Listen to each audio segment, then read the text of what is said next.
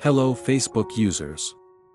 Whether it's a typo, an embarrassing moment or just a change of mind, deleting a post is as easy as following these simple steps. Deleting a post can help you reduce stress when using social networks because of bad things in articles. It will help your Facebook device stay light and smooth.